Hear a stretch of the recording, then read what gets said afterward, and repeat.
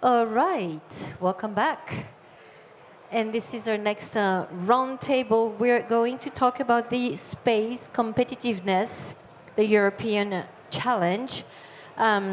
Just like this morning, an hour, roughly 45 minutes, 50 minutes discussion, and then we'll take the questions from the audience. So be ready to ask your questions. Just a couple of elements of context before I introduce you to our panelists this afternoon. Through its space policy, the European Union, we've talked about this previously, has developed world-leading programs such as, Galileo, Copernicus, EGNOS, and so on, which aims to improve the quality of open signals broadcast by global satellite navigation systems, particularly those from Galileo. Space technology, data, and services thus make an essential contribution to the daily lives of you all, Europeans, and to the Union's economic activity. Thanks to the information they provide, they also help preserve the strategic interest of the European Union and its member states. We have covered this previously in our session. However, despite this impressive track record, Europe largely relies on the achievements of older space programs. Over the past decade, the space sector has undergone unprecedented global transformation and growth, marked by the emergence of new players and the development of new technologies that are revolutionizing traditional industrial models. A new geopolitical, strategic, industrial, and technological reality is also emerging, as you all know, redrawing the global spatial landscape. So, the European space sector must therefore adapt, and European institutions must ensure safe, autonomous, reliable, and affordable access to space. So in this panel with the panelists, and I'm really happy to mention that there's only one man in this session, which rarely happens, believe me. It's girl power here. Welcome, Thomas. In this panel, we will address the space competitiveness as a real European challenge. And we will see how to do so, implementing the two flagship projects of Ursula von der Leyen Commission. First, making Europe the first climate-neutral continent by 2050. And second, successfully achieving the digital transition to preserve the competitiveness of the European economy. Let me introduce you to the panelists of this session. Corinne May, she's Deputy Chief Operating Officer of Telespazio France. Welcome. Next to her, Emmanuel Peter, she's Innovation Director of the Space Activities for Safran. Welcome, Emmanuel. Next to Emmanuel, Sabine von der Recke, responsible for political relations, customer relations, and communications for OHB SE. And next to me, dear Thomas Iriart, CEO of IONX. I'm going to ask you all to start our roundtable to present yourself, your role, what you're doing in maybe 1 or 2 minutes, really briefly. Let's start with you, Corinne. Thank you, and I'm delighted to be there today. So my name is Corinne May, and I'm the Deputy CEO of Telespazio France, as mentioned. Telespazio is a joint venture between Thales and Leonardo, and we are encompassing all the space services assets of our two shareholders. The mission we play as Telespazio is to create a simple link between space and humankind. We are embodying this mission in two main ways. The first one is to facilitate the access to space and space infrastructure. We are a so-called trusted operator. This is, for example, what we are doing when we are operating the Galileo constellation you are referring to from our teleport in Italy. This is also what we are doing when we are operating all the satellites for the French defense for the sake of CNES and the French MINORM, or also what we are doing when we are in Kourou, operating all the technical means, electronical means of the European spaceport in Kourou. This role of trusted operator is now being extended to the players of the new space, for which we are willing also to play a similar role. Our second main objective to create a simple link between space and humankind is to serve as a meta operator, and so to be at the heart of the space ecosystem, facilitating the access to users we know well on certain vertical markets like defense, maritime, agriculture, for example, to a bunch of space solutions which is becoming more and more vivid, more and more extensive, and to make sure that we will put in front of the right need, the right bunch of technical solutions. Thank you. Emmanuel. Good afternoon, everybody. So I'm Emmanuel Peter. I'm VP Innovation at Safran Space. Safran is a major player in aeronautics, and it has decided 3 years ago to make space as a strategic priority alongside decarbonization of aviation. So it's an equipment supplier, exactly as in the aeronautics, and independent of all the contractors, prime. And the expertise encompasses communication, propulsion, navigation, launcher safety, and Earth observation. Thank you. Sabine? Yeah, my name is Sabine. Thank you very much for having me. I'm with OHB. OHB is a German-based European space company. We are basically a grown-up startup, I would say. So we have been for now over 40 years, growing in the last 40 years from starting with 5 engineers, a company that is involved in every space activity, from every kind of application to science, human space flight, launchers, spaceports, everything you can do in space. And the title of our discussion is very OHB. So we are the only company, large system integrator, that's only doing space in Europe. We have been grown due to our role as being a competitor. We are very European, and we see every day as a new challenge to make sure that Europe will be independent in space. Excellent. Thomas? Good afternoon, everyone. It's a pleasure to be here. I guess I'm representing the emerging players here. I'm the CEO of IONX, a company that was founded 4 years ago by CNRS. And at IONX, we are trying to develop the best propulsion systems for small satellites with what we hope to be the best thrust, endurance, and power consumption factor. I'll give you an example. With only 100 milliliters, we will be able to afford 3 to 5 years duration to small sats in low Earth orbit with a propellant that is green, non-toxic, non-pressurized, and produced in France. So it's quite an interesting differentiating factor. The company has raised more than 20 million euros from private and public institutions over the past 3 years, and we have recently launched our first prototype in space and published successful results last week. Very good, excellent. Let's jump into our discussion now, and I want to ask you this first question. From your perspective, what are the key factors reshaping the global space sector today? Corinne, I want to ask you first because you know this sector very well, obviously, and you say there's a real disruption. Could you develop on that? Yes, that's the advantage of age. I've been active in the space industry for 30 years, so I can really feel these disruptions which happened approximately 10 years ago. The space sector used to be a sector of activity with very high entry barriers, so a very limited number of players, and with technological throughputs like miniaturization, 3D printing, digitalization, etc. These entry barriers collapsed completely, enabling the eruption of newcomers with much less technology, but very different culture and usage of space. And this happened very abruptly. This enabled really to launch very easily satellites, small satellites, so it really incepted the age of constellations.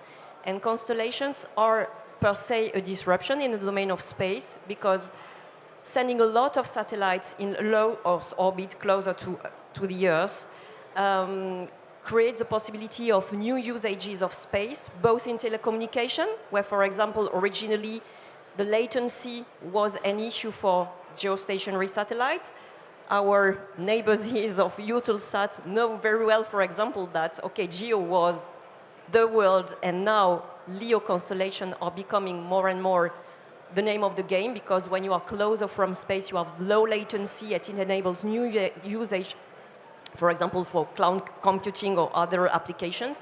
For Earth observation, the advantage of constellations is the fact that you have a lot of satellites revisiting perpetually a certain point on Earth, meaning that you can go to near real-time services which were not existing at all a few years ago.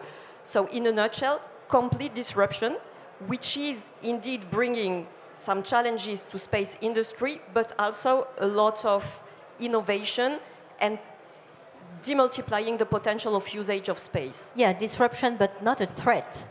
Quite the contrary, actually. For me, as a service actor, and I'm the only one around this table, it's a chance, an opportunity, because it really creates the possibility to deploy a lot of new services. For incumbent players, industrial players, obviously it could also be a threat, because when you are an historical space player, you have invested massively in industrial means, which are not really needed anymore today. So it can also turn into a threat for historical players, but we'll ask my neighbor will be much more. We'll ask Thomas and Sabine, but Emmanuel, for Safran, is it a disruption? Do you talk about disruption? Is it a threat?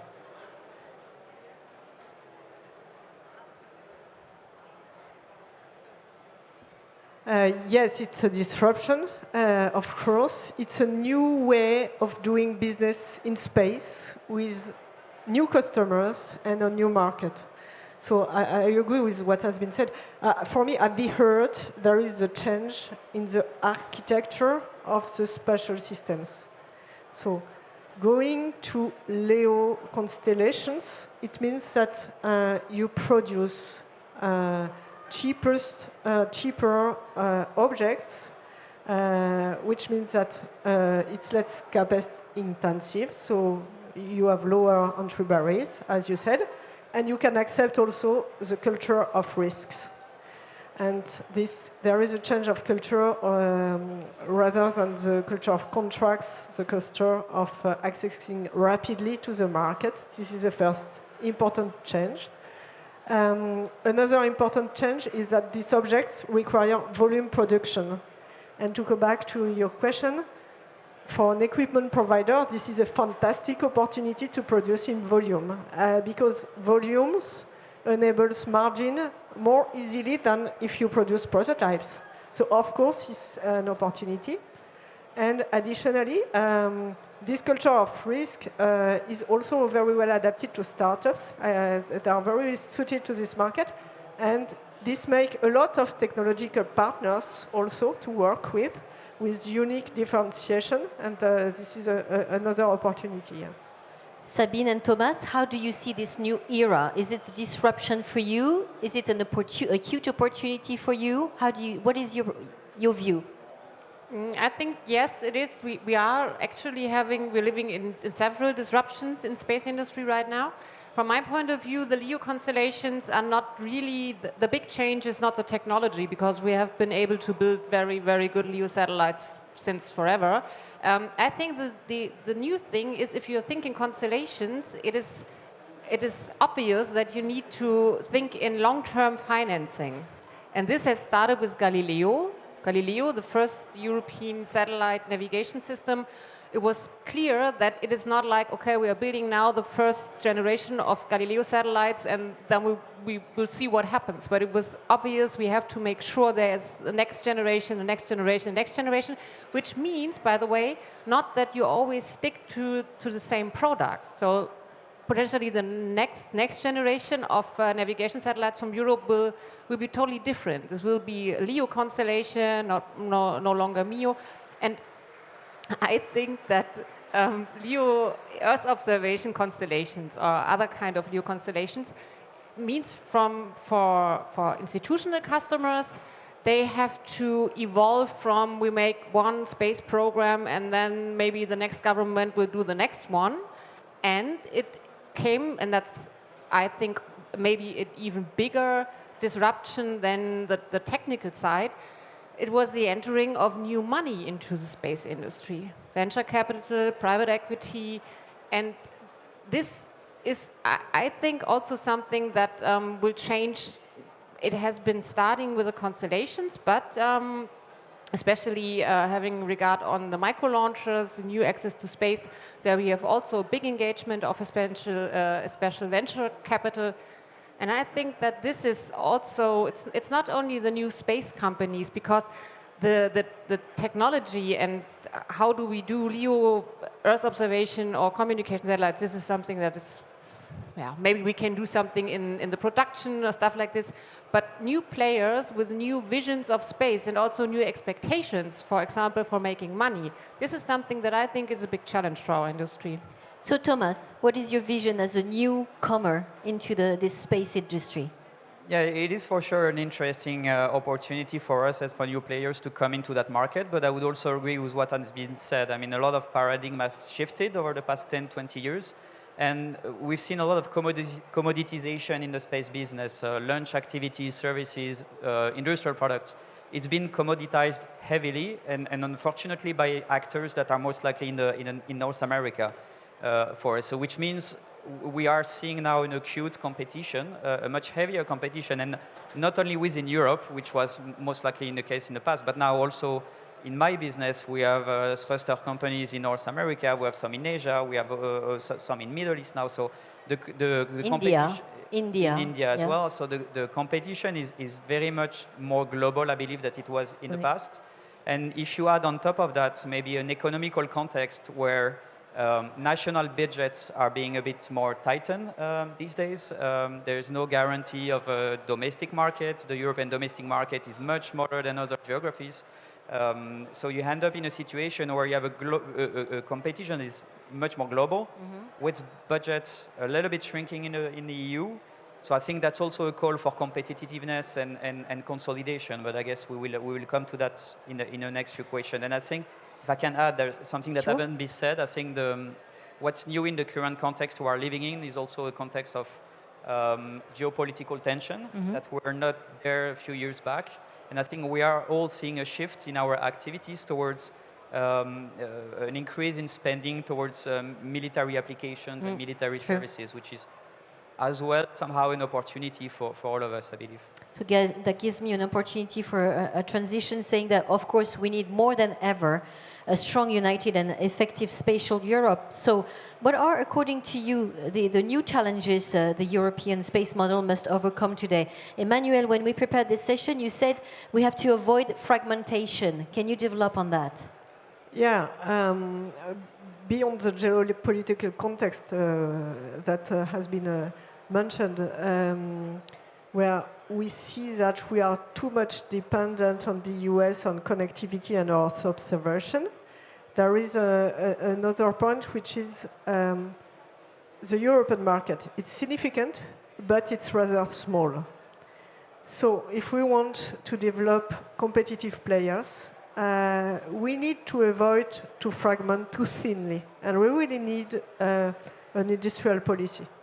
We should avoid to have too much competition between European players. So playing all together instead of maybe building one champion with one country. That's what you say. Exactly. We should avoid to have champion in every domain, in every country. We should think European, I think. Corinne, what is your view on that? I agree, and does it work? Yeah. And the challenge, the geopolitical challenge we are facing, obviously leaves us no choice, but being much more together than what we are today. I think also we should be a little bit less, and we'll revert to it later, techno-push in Europe. This is not at all the US perspective. They are coming from an operational need and then transform it into a solution, which is not nearly our culture in Europe. Europe has made a lot of efforts. I'm thinking of Galileo, Copernicus, etc., European Commission in particular, to push new programs, but from a very techno-push perspective. And I think that one of our main challenge, and I will revert to it, is to be much more user-centric and less technocentric. Yeah, can you develop a little bit on that? What do you mean exactly? Okay. I think we have to move to a more user-centric model. Usage should be at the heart of the conception and design of our systems and solutions.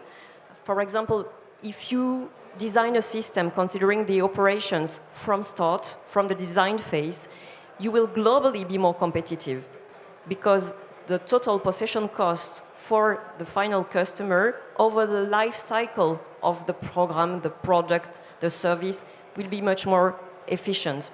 Another way to be much more user-centric will be to put really the usage at the heart of the solutions we are developing, and having in mind the operational needs of the final customers and making sure that we develop the fit-to-use solution is also a very good way to be competitive.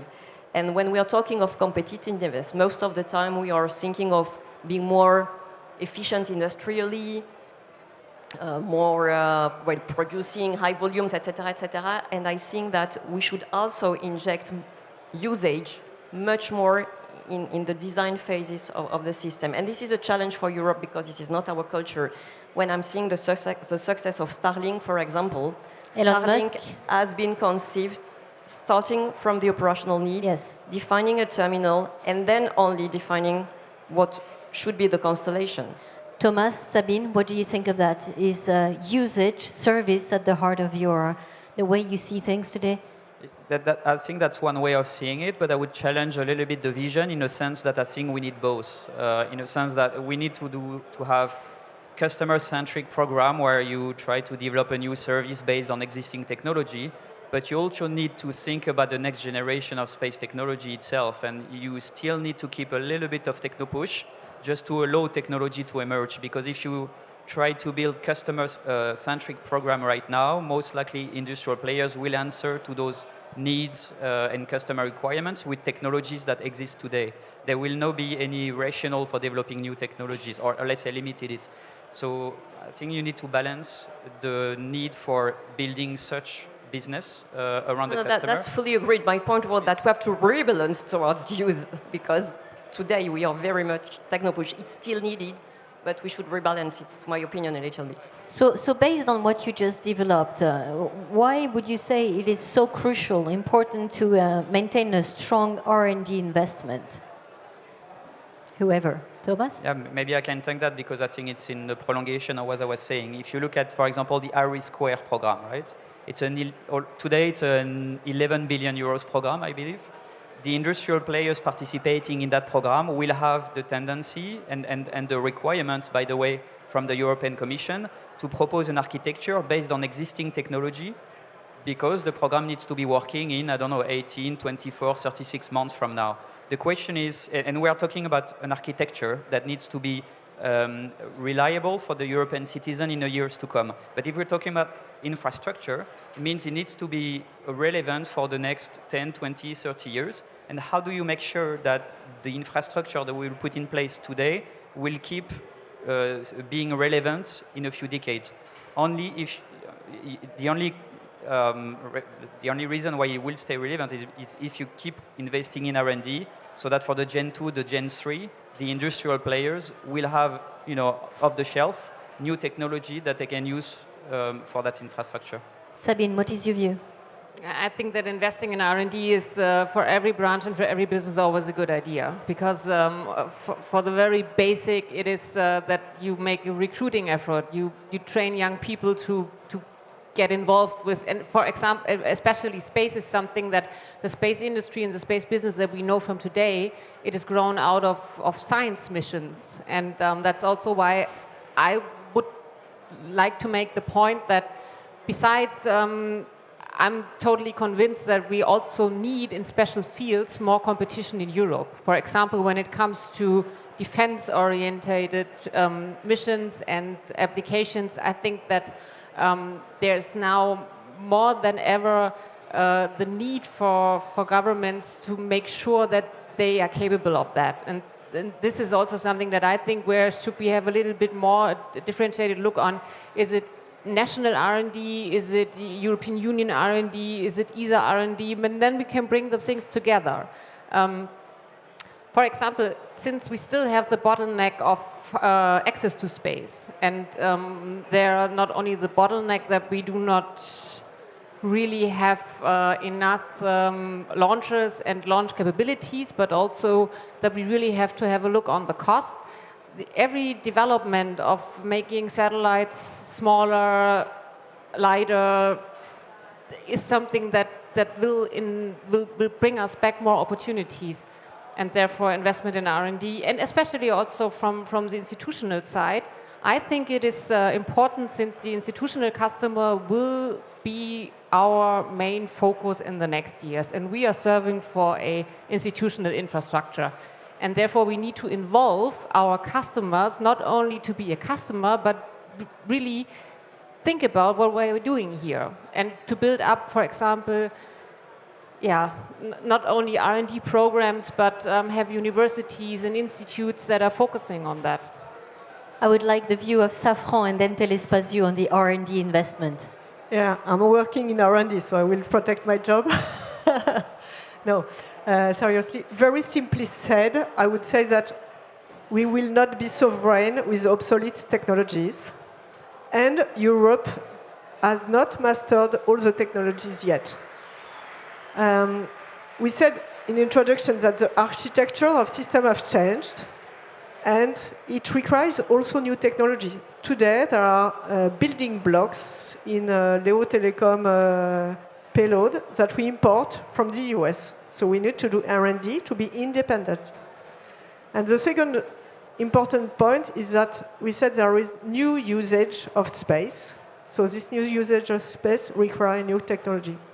For example, if we want to have reactive launch, we need to invest in new access to space infrastructure. If we want to do operation in space, we need new technologies. And we also need to prepare next generation. If I take radio navigation, we need to prepare next generation of Galileo. It requires also R&D. Space surveillance also, there are lots of examples that I could take. So we cannot use the technologies that were used 10, 20 years ago. So your job is secured for the next 100 years. Thank you. Corinne, on R&D, what is your vision? Well, obviously, innovation is key in each domain of activity, as was mentioned by my colleagues. I would be a little bit more provocative. This is my role in this table as a service player. Yes, R&D, but perhaps something more incremental. And I think that new space approach is bringing something good from that perspective.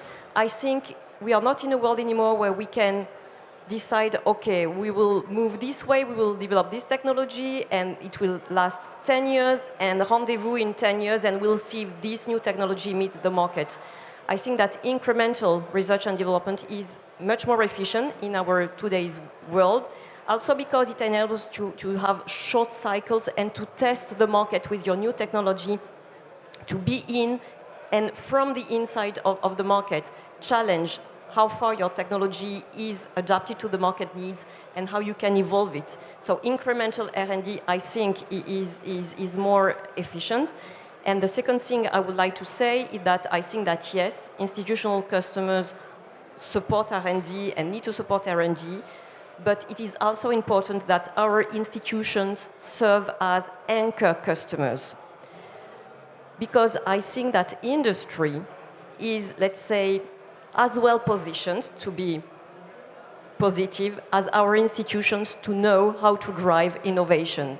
And I think that there is a role for institutions also as anchor customers to alleviate the commercial risk for our industries and leave some room for innovation in the industry. Precisely. I would like to turn to Thomas and talk about the scale effect. So European public procurement, member states, European preference, is that all a priority? What is your vision as a newcomer today? I think as an entrepreneur, your priority should be to get funding wherever you can find it, hopefully in Europe, but if it's not in Europe, you'll go somewhere else. But that being said, public funding and public command and order, purchase order, is a must-do for us in Europe. Just because if you're trying to go on the global market, let's say in the States, the first question you will get is, did CNES or did ESA or did Airbus or Safran, did they buy your product? And if you say no, they say, well, but you're European and nobody bought your technology in Europe. So, and I think there is a very much acceleration effect if you get a public order for your own domestic market. And in our example, for example, so we got a purchase order by CNES, which was one of the triggers of our fundraise, and we also got the EIC funds that invested in a company. So whether it is in terms of purchase order or direct investment in a company, the French and the European institution directly played a role in the survival and the success of the company. So for us, it's make or break, really. Sabine, what is your view? Is public money a must for your company? Public orders? For a space company, yes, obviously. And I totally agree. Of course, it's always, everybody always prefers a customer than a shareholder, I guess. Yes, of course. And I think it's not only that we need them as an anchor customer, we need them as a customer. Because from an OHB perspective, if you have a look around on the ESA programs or European Union programs, most of this is science, or it is kind of an infrastructure. And there has been many ideas on how to get a private market for infrastructure, but this is something as a society, they say this is something that the government has to provide to us. And therefore, I think, yes, we need public money, and not talking about defense-related space activities. This is obvious that this has to be done by the government. So I think this will stay for a long time, hopefully. And this is something that has been evolved in the last decade, I would say. There is a growing market for commercial customers as well, and we should really try to grow that growing market, because this is all, and also the institutional customers should foster that, because of course the bigger the market, the better the solutions. A question that goes to Safran and Telespazio, maybe. Industrialization is key, of course, but that being said, could you give us your point of view on why is it so essential to rely on a diversified and robust supply chain? Emmanuel and then Corinne. Yeah, for me the ingredients of competitiveness are the volume, the standardization, and the interoperability. This is true especially for onboard equipment, of course, like connectivity of or propulsion. So this is where also a group with industrial culture has assets in this phase. Corinne? Yes, as I was mentioning as an introduction, in our role of meta operator, obviously we are animating an ecosystem. And so if there is no ecosystem, the notion of meta in meta operator does not exist anymore. So what is really key for us is to rely on a bunch of solutions and consequently providers, either of space capacities or of user terminals or whatever, which will enable us to be able to fit the needs of each and every of our final user in the most optimum way. And so this means we need variety, we need also reliability, because one of our strong vertical market is defense. So obviously when you deploy solutions for a defense customer, which is in a theater of operations, you cannot rely on uncertain suppliers. So yes, really it's completely key for us. I have another bunch of questions, but we will turn to the audience in a couple of minutes and take your questions, so be ready. Maybe overall, the four of you, what is your point of view? What is at stake here today, 2025? What are, according to you, the different challenges that need to be addressed today in terms of if you want to be competitive in the space industry, in the space world? What are the main challenges for you, Thomas, as the CEO of INX? Well, I'm facing a lot of challenges on a daily basis, I would say. But maybe two points on this. I think you were mentioning scaling up earlier. So the scalability of our own supply chain is a challenge, just because most likely we don't have the fund to work with qualified supplier. But I think when it comes to scalability, the availability of funds is definitely a challenge. And in Europe, it's relatively easy to do a seed round, a Series A round, but after a certain amount of money and in a couple of years, then you're going to hit a wall where you don't have a lot of specialized space VCs, and you're going to start working in Series B, Cs, Ds with generalist VCs that don't understand much the space sector, and they will try to apply the same logic in the space sector than they do with regular investments. And it's super hard because you're going to try to explain to them that it's almost impossible to develop a very disruptive space technology in 5 years. And the amount of VCs that understand that today on the market, it doesn't exist. Then you might move to maybe a private equity fund, but they will look into more revenue-generated business logic, which does not imply either to a startup that doesn't generate any money. So you basically hit a hole in terms of financing. There are a few programs launched by the European Commission and by ESA, and it's getting better, but that argument has been on the market for nearly a decade, and there's still no solution today for us. So that's my, let's say, daily worry driving a business. So why launching a business in the space sector, Thomas? Because we believe in the technology, we believe in the market, and in our customers' need. When I present what we do to customers, on a weekly, monthly basis, they are interested, and I genuinely believe that we are improving things for our customers, but we need long-term support, whether it is from private investors or institutions. Sabine, what is your view on the challenges ahead? So the biggest challenge in space always will stay physics. We are always talking about space as if it is something that we do easily, but it is not. So on the one hand side, space is really hard. You have to get there. And the bottleneck is the launcher. Once you have put your satellite, your probe, your whatever you have built into a launcher, it's up to, okay, keep your fingers crossed that everything will go well, that it will arrive where it should arrive, and that it works.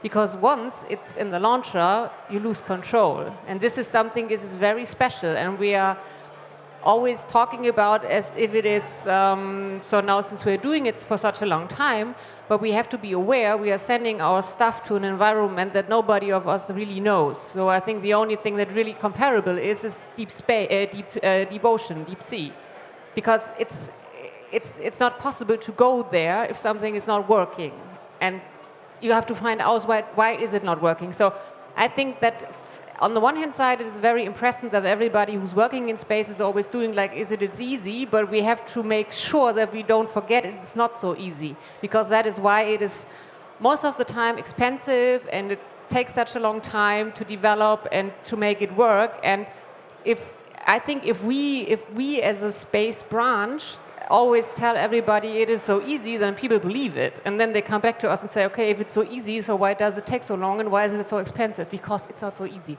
So this is, I think, one of the basic challenges, that physics is kind of the final frontier. I think another big challenge is obviously now the fact that we have been working in the space branch as an international community, and now we are facing a new world. We have lost one of, not lost, but we see that one of our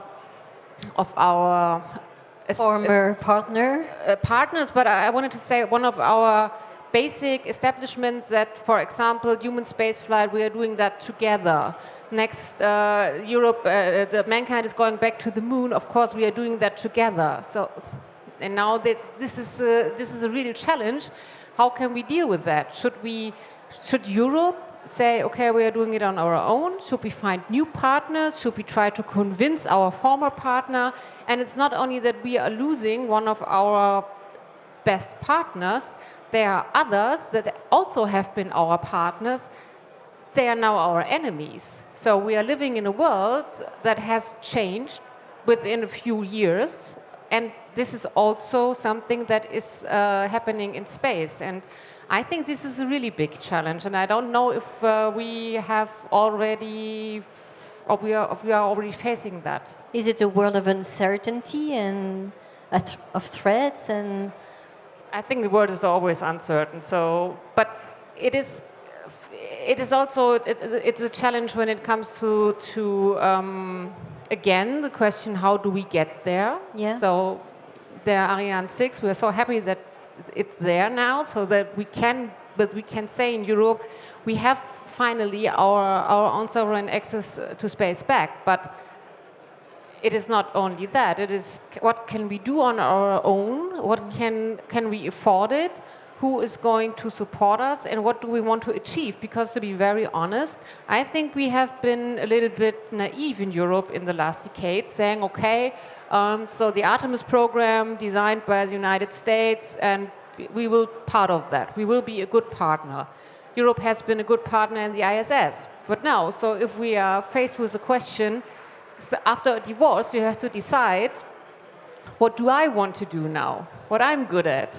And I think we have to discuss that now, and we cannot take the usual amount of time that we take, 10, 20 years. We have to make that decision now. Yeah, go into action. Emmanuel. Yes, for me the key word is independence. So we have gained our European independence in access to space. We have gained our independence in navigation, so now we really should fight to gain independence in all the fields of space. Connectivity, this will be the IRIS Square project, which will give Europe a communication infrastructure. Earth observation, so Europe has gained its reputation in Earth observation through Copernicus. Now we need a constellation for Earth observation for non-scientific needs, for personal needs, but also European independence in space operations. We shouldn't forget also a new given, which is that space has become a battlefield, which means that the assets are now vulnerable. And you see that many development programs are to answer to this threat. So we have to do with that. It's a new given.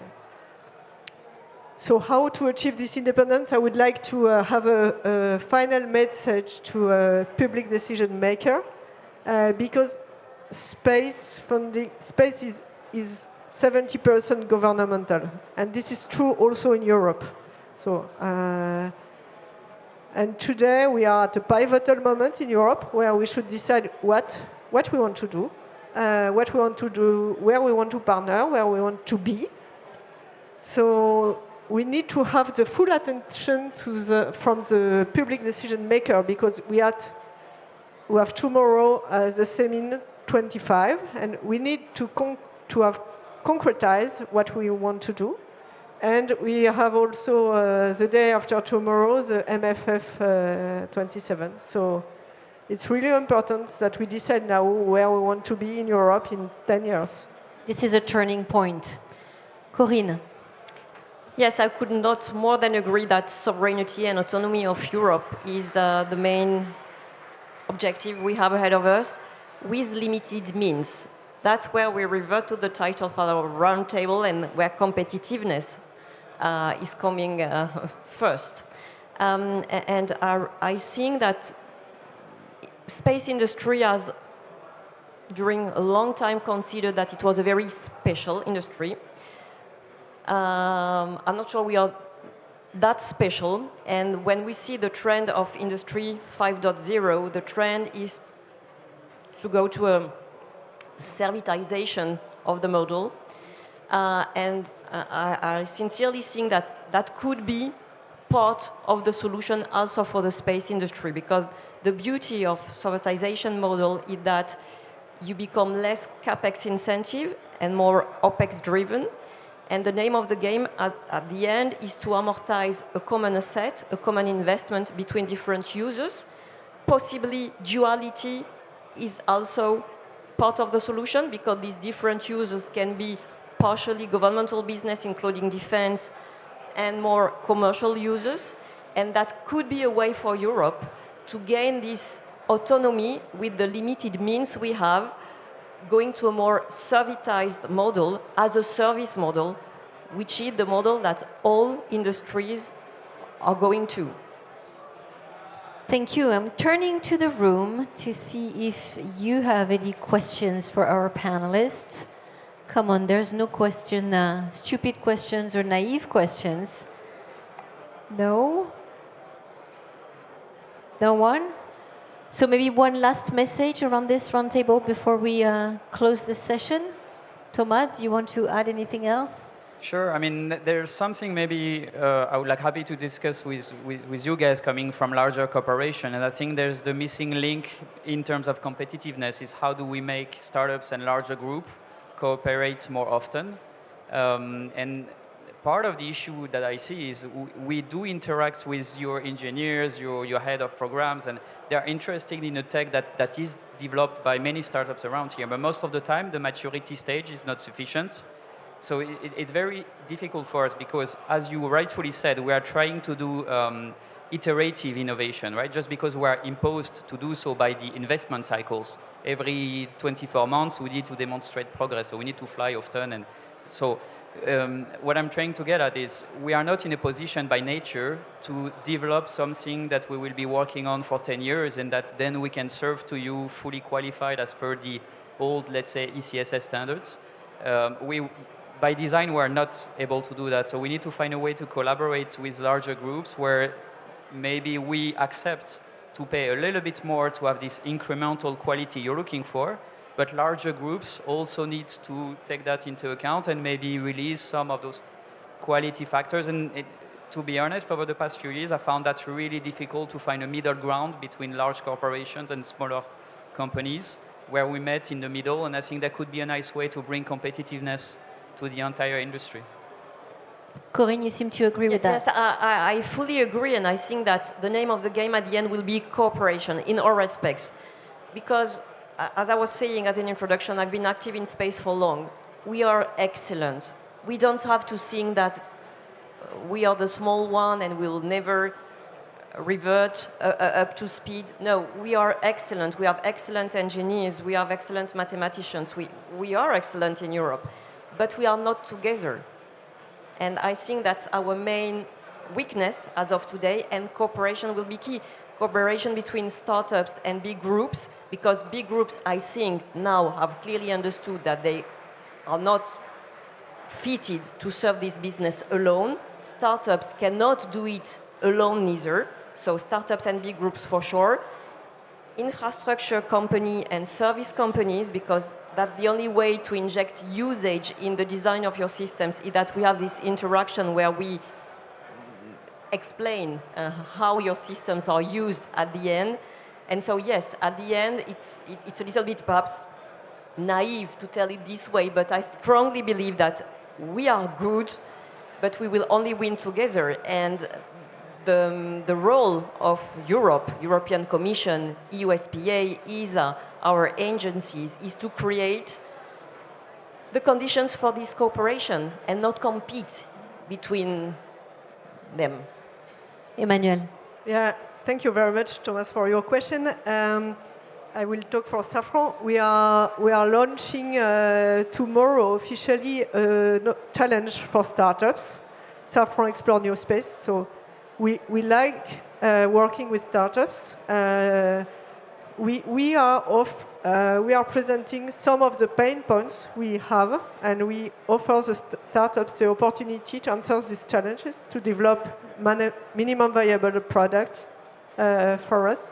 And often it's the beginning of a long collaboration. So we begin by to try to challenge the startup ideas, and if it's successful, then when the confidence is established, we can do lots of development, because we know that we can make everything. So we want to open, innovate too, and startups are really a lot of new resources that we have also for preparing the future. But that's breaking news. Super great. Sabine, you have the last say of this roundtable. Last message. Cooperation. That's a pressure that I'm not sure if I can manage that. But maybe just from the perspective of a large system integrator, for us it is we are totally conservative in our supply chain. If you are a supplier that is offering something good and it's cheap, then yeah, we will. And you have we have talked before our session that we are already in discussions. I think that sometimes, especially when it comes to the question of quality, we have to follow our customer. So, for example, ESA as a technology development agency, of course, I think they are encouraging us much more to cooperate. I don't like the word cooperate because it's always like if the startups need more help or something. If you are good, then you are good. So that's the key. You have to be good in what you are doing, and if you are building a new business, then maybe you should really invest in a good analysis of the market. You should invest in something that is needed. And then if it's needed, and then by chance you're doing the best product, then there is no need for cooperation, because then you maybe, if you are really, really, really good at, you can create a monopoly, best in class. And therefore, I think, of course, when we are talking about ESA programs, there's also a little bit with the geo-return. And there it could be helpful to promote your own stuff to your government, saying, could you please support us? But I think that the space industry should have the aim to grow to a normal industry, and therefore it is competition, and the best supplier will win. At the end, the best will win. Still no questions in the audience? No? Well, a warm thank you to you all. Thank you very much for the very relevant elements brought in this session. It was a pleasure moderating it. Thank you so much. Have a great Paris Le Bourget.